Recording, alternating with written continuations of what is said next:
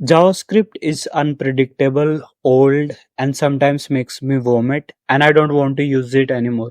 Now, this line is perfect for grabbing your attention, but at the same time, it's false, right? Because we as developer cannot absolutely live without JavaScript. JavaScript is right there in our web browser. With that said, the title of this exploration is not 100%, but more than 99% JavaScript-free web. And the aim here is how we can reduce JavaScript both on client side and server side. When I say reduce JavaScript, I'm not suggesting use something which is uh, transpiled into, or we can say compiled into JavaScript, for example TypeScript. I want to present you actual solution which you can adopt in form of languages and frameworks. So the aim here is how we can reduce JavaScript both on client side and server side. And the topic which we are going to discuss are these. So first we will talk about the over-reliant part on JavaScript, like how we as a developer relying too much on JavaScript, whether there is need for some front end JavaScript framework, or we want to adopt some sort of JavaScript uh, API framework. So we are relying too much on JavaScript. I'm not saying it's a bad thing, but sometimes it's not ideal to find every solution in form of JavaScript framework. Next, we are going to talk about JIT compiler bugs in modern web browsers. What's funny for me is the idea that all these modern web browsers are competing with one another to make our dynamically and weakly typed language fast. I find that funny. So we will see all these modern web browsers has this thing called a JIT compilation, where they try to make JavaScript execution fast in web browsers. And in order to make JavaScript fast, they end up changing the behavior of JavaScript, and that is the last thing you, because let's say if you return some sort of JavaScript, you don't want your JavaScript nature changed by web browser. Web browser can use n number of techniques to make JavaScript fast, but it cannot change the actual behavior of JavaScript. That's what I'm saying. So second, we will talk about JIT compiler bugs in modern web browsers. So we will see some examples of that. Then we will see what are the alternatives we can use on client side, and then we will see alternative for server side. So we will see what language and frameworks we can use to avoid as much JavaScript as possible. I have seen developers and businesses keep shifting from framework to framework. I myself shifted from a simple HTML CSS website to React JS and finally Next.js, because I wanted better SEO. I wanted all my image compressed well and loads well. All my images are optimized. So in this video, we will discuss what are the challenges we face when we adopt these so-called JavaScript front-end frameworks. So in this video, we will discuss JavaScript impacts, or more precisely, JavaScript's big impact, and then we will understand what are the hidden costs of these front-end framework. So let's start with first one. Alright, so JavaScript has become integral to modern web development because there isn't any other language which we can use except HTML, CSS, and WebAssembly. So JavaScript's overuses can lead to various issues which we are going to address now. Alright, so if you have worked with frameworks like React, Vue, Angular, Svelte, Solid.js, there are tons of JavaScript framework. What is common in all these framework is all these frameworks provide abstractions. They hide all the complexity that user faces while building web applications. So you can just focus on what you want to achieve. So if we are using these frameworks, so these frameworks are obviously over engineered for us. We just extend their functionality.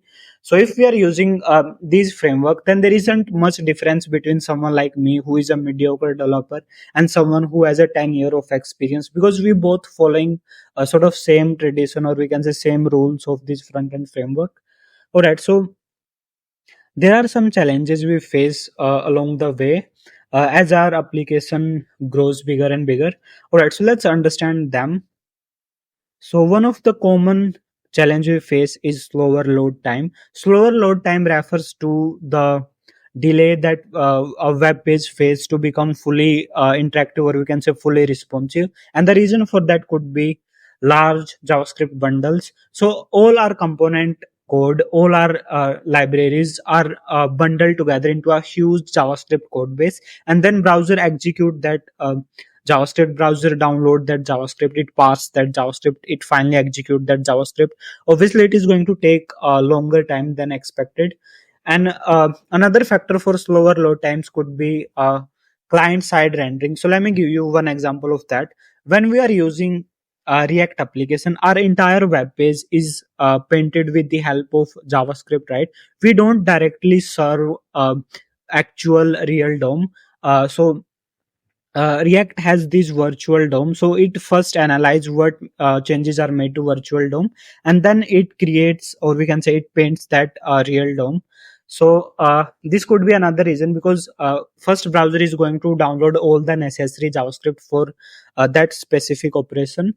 And another factor is heavy dependency. Let's say I'm building something and I realize I need a library for text animation, so I added that library. Later I realized, okay, I need one library for form handling. Okay, so I downloaded another library. So I keep adding these so-called JavaScript libraries, and eventually I end up with a heavy, or we can say a large JavaScript module. Obviously it is going to be a huge problem for web browser, because eventually we are handing over that JavaScript to web browsers. So this is one reason. So second reason could be higher data consumption, which is also very common. So higher data consumption occurs when web page requires a lot of time to transfer a large amount of data to user's device. So example of higher data consumption could be Vue.js, because when we are using Vue.js, instead of sending highly compressed images, we send images with large size. So obviously it will be a problem for user. uh, Another reason could be breaking changes. So breaking changes is a common issue in software development. So whenever there is a change made to a framework, library, or we can say upgradation made to a version of a library or a API or a framework, then user, if user willing to use new version, then they need to make changes to their application, they need to rewrite a lot of code. Okay, so that is also a problem when we are dealing with these front end frameworks. So these are the factors. Okay, there is a major change, or we can say a major version update, or there is API deprecation. Let's say a behavior of an API changed, so we need to adjust our code accordingly. Another reason could be a dependency on external library. If I'm using an external library, and let's say they changed the behavior of their API or function definition or anything, then obviously it will be problem for me. Okay, so what are the hidden cost of these front end framework? So there are three I've mentioned here. One is package bloat. As we use so many libraries, our final output become bloated with so much JavaScript. Okay, so framework install numerous packages and leading to unnecessary bloat and complexity. Another is package maintenance. So as these frameworks keep upgrading, we need to adjust our code accordingly. And another reason is breaking changes. So outdated or unsupported tool increase the likelihood of breaking changes. All right, so what we have discussed here, we have discussed like if we relying too much on JavaScript, then we are obviously going to face problems. And aim of this video is to reduce amount of JavaScript in form of a better language, in form of better frameworks. Browsers can make all the optimization in the world, but they can't change the actual behavior of JavaScript. They can't change the actual output of JavaScript. And that is something which is not true in case of modern web browsers. It doesn't happen often, but it happen, sometime modern web browser end up changing the output of JavaScript code. So JavaScript engines are responsible for parsing, interpreting, compiling, and executing JavaScript code.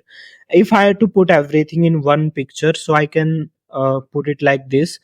First, we have JavaScript, which goes through a parser and converted into abstract syntax tree. So, similar syntax of JavaScript group together, and we create this whole syntax tree. Then it is passed to a bytecode generator and converted into bytecode. Bytecode is yet not a machine code, so a bytecode is passed to interpreter where it can directly execute it, or sometime or most of the time it use this thing called profiling, where some assumptions are made by web browser regarding a code which executed quite oftenly. So profiling is used to get a relevant information from the code, and so that browser can make some judgment about that code. All right, then it is passed through JIT compiler and finally converted into assembly code, which is executable code. All right, so let's understand this with this example. So we have these three functions. Now all these functions are same, representing same thing. So first we have this function add. We have no idea. So do a web browser. We have no idea about the type of these parameters A and B. So what browser does? Browser make assumptions based on how often this function is executed. For example, this add function is executed three times with integer parameter. In that case, browser can make assumption that both the parameters are integer, so we call it speculated guard. All right, so if browser assumptions fail, for example, one of parameter is a double value, or we can say a floating type value. In that case, web browser checks for all the possible type that could be there on these parameters A and B. So this makes JavaScript execution slower. So let's see what are the bugs that could happen during this process. So common JIT compiler bugs and issues. So we'll discuss that now. Very first issue is miscompilation, where output code is incorrect and is something which we were not expecting. So JIT compiler might incorrectly optimize code. JIT compiler can make bad judgment sometime, and we end up having incorrect machine code. Another problem could be bind check elimination. Sometimes JIT compiler can avoid boundary check. For example, in case of arrays, JIT compiler can assume that all the indices of arrays are well within range. So this assumption might fail sometimes. So we call it bounds check elimination. Another problem could be redundancy elimination. If a piece of code is more redundant, executed more oftenly, in some case JavaScript can drop this process of checking, or we can say this process of profiling, so that could end up in incorrect machine code. So JavaScript compiler often eliminate redundant type checks to optimize performance. And another reason could be security vulnerabilities. Sometimes all the things happen smoothly, there were no errors, but still final output is not what we were expecting. So many JIT compiler bugs do not cause immediate crashes but silently expose security bugs. So that is one of issues with JIT compilation. All right, so how we can reduce, or we can say how we can detect JIT compiler bugs. So we can adopt fudging techniques. So there are different fuzzers implemented by developers. So we can use those to diagnose these issues. So for example of that could be a fudge JIT, or we can use continuous testing, where regular testing and monitoring of JavaScript engine is crucial to identify and address JIT compiler vulnerabilities. Or what could happen, all the researcher who were working on what could be problem with browser execution. So if imagine they collaborate together, so security researcher and engine developer must work together to address these issues. All right, so now let's see what are the alternative we can use to JavaScript. Okay, so if we are able to reduce amount of JavaScript, then this JIT compilation bug will also be reduced. Previous segments we talked about over-reliant part on JavaScript. We talked about JIT compilation, where execution of JavaScript made fast.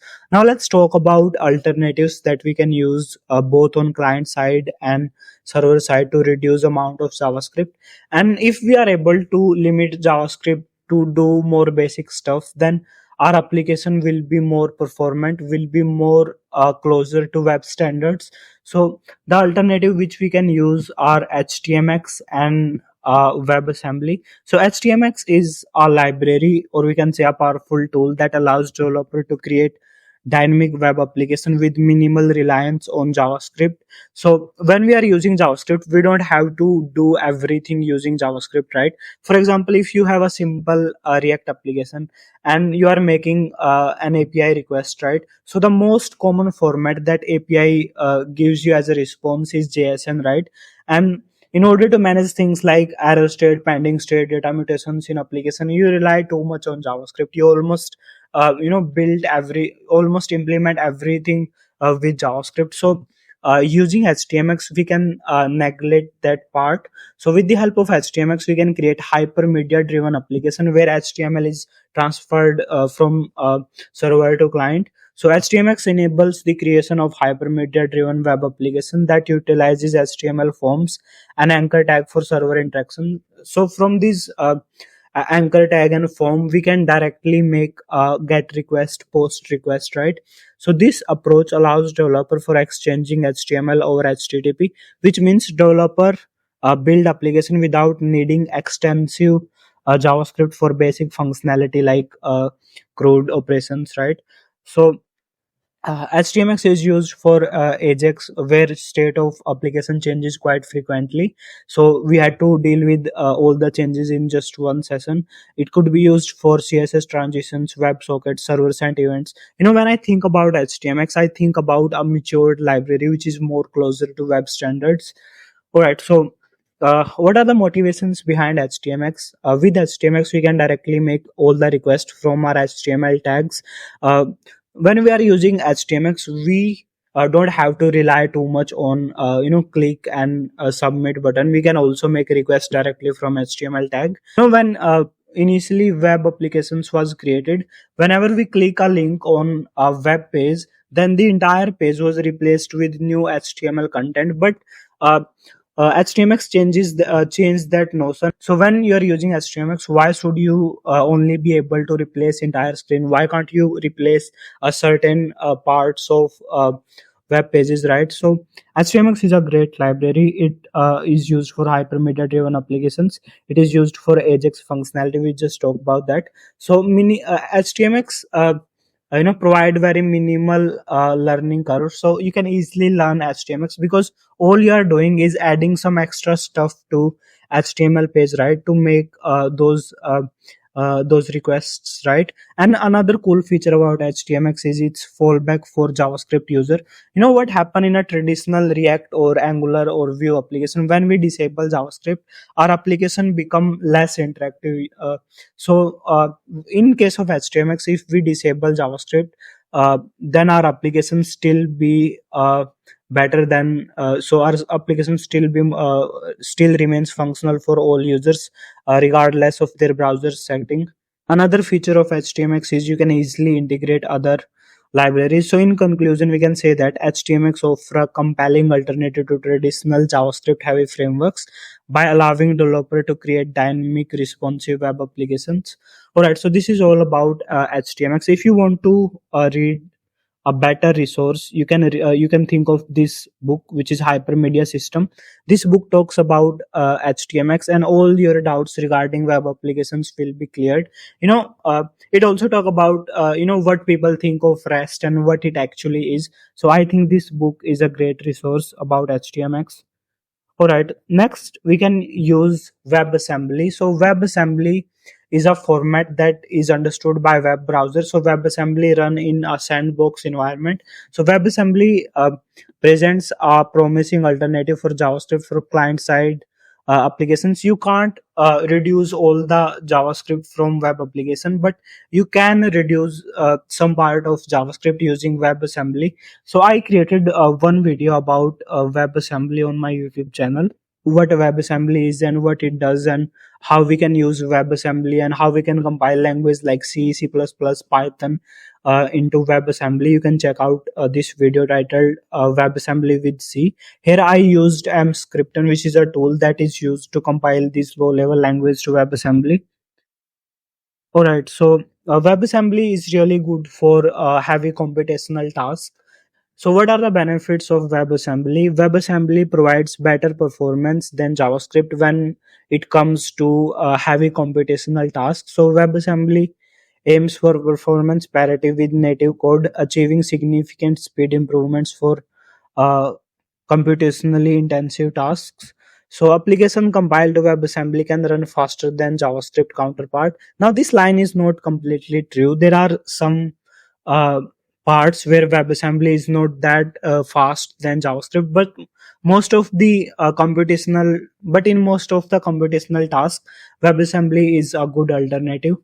So example of WebAssembly could be gaming. So WebAssembly is used in gaming game engines to deliver high performance graphic and physics simulations. It could be used for data processing, and applications like SQLite can embedded and executed securely within WebAssembly. Now these are very limited examples of what WebAssembly is. You can check out. There is one video about WebAssembly uh, write once run anywhere finally realized with WebAssembly. I think this is a great video about understanding how WebAssembly could be more effective. All right, so these were some alternative we can use on client side. Now let's see what are the alternatives available to us on server side. On client side, we never really had many options. We had to use JavaScript in one way or another. But when it comes to server side, we can reduce 100% JavaScript in form of other language and frameworks like Django, Python, Rails. And the reason we want to do that is very simple, because if we are using these alternative, they has their own uh,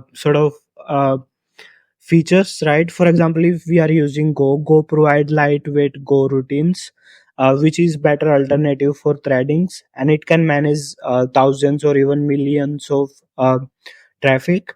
All right, so reducing or eliminating JavaScript usage on server side involves adopting alternative technologies and techniques that can handle backend logic and server side more efficiently for us. So this shift can lead to improved performance, reduced resource consumption, and enhanced security. Obviously, if we are using a language like Go, it can manage resources efficiently. If we are using Django framework, it is better when it comes to security. So this discussion explore best technique and alternative. But first, JavaScript is not a bad language even on server. JavaScript, particularly with Node.js, is popular for server side development due to its non-blocking and asynchronous nature and its vast ecosystem as well. So it's known for enhancing performance in single page application and server side rendering application. So the problem with JavaScript, which is more persistent, is its dynamic nature, because JavaScript doesn't provide typing in its while we are implementing JavaScript, while we are writing JavaScript code, it doesn't provide any sort of typing mechanism. That's why we sometimes use another layer of abstractions. For example, we use TypeScript or Elm, or we use Kotlin. So these languages compiled into JavaScript, because JavaScript has dynamic nature, and obviously it require heavy optimization. For example, if we are using TypeScript is compiled into JavaScript, and finally JavaScript is running on server.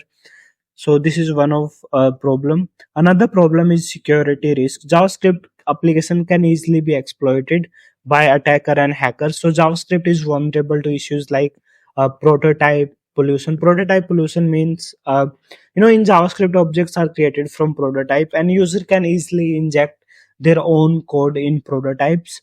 So obviously, which is one of issue, because if user, or we can say attacker, can add their own code, then they can change the behavior of JavaScript. And another problem is redos attack. Redos means regular expression denial of service.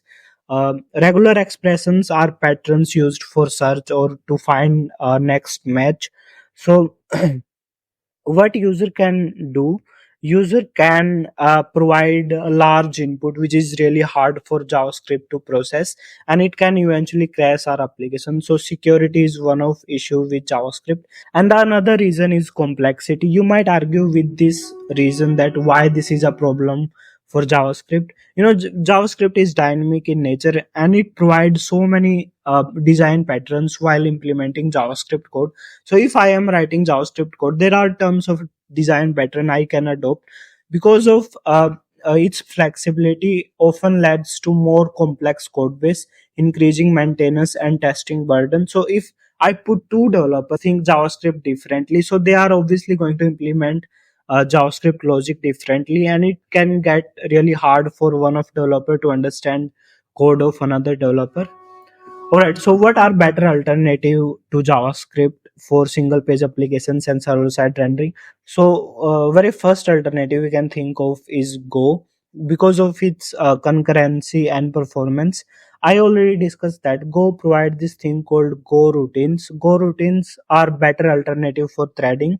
They consume less memory. If we are using a language that uses traditional way of threadings, they can consume up to megabytes of memory. But Go routines are very lightweight. They start with 2 KB of memory, and we can manage thousands or even millions of connections when we are using Go.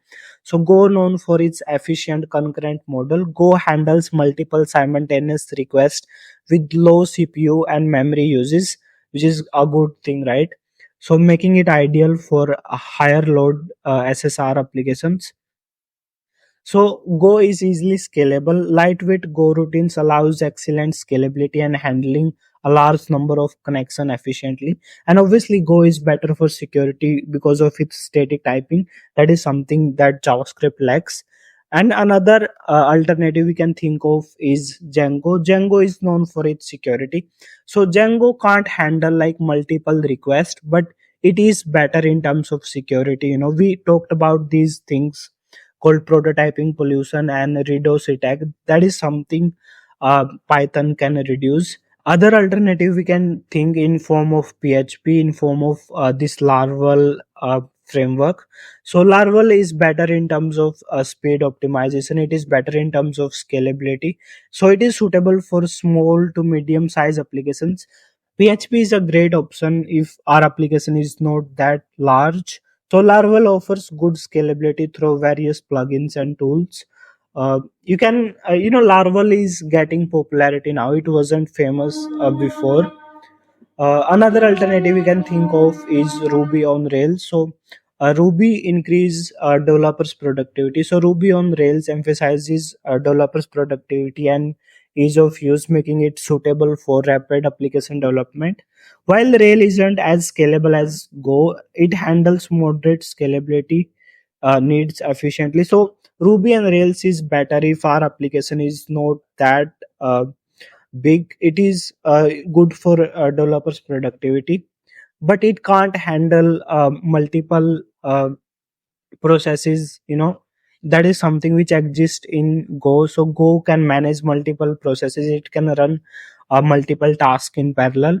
So these were some alternatives that we can adopt. So the alternative like Go, Python, Ruby, PHP offer better performance, resource management, and security in certain cases. Obviously, you can't blindly choose any of these framework. You choose this framework based on your needs.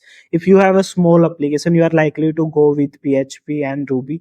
If you have an application that need better security, you can go with Python. If you need application that is growing bigger and bigger and you want to manage resource efficiently, obviously you can go with a Go language.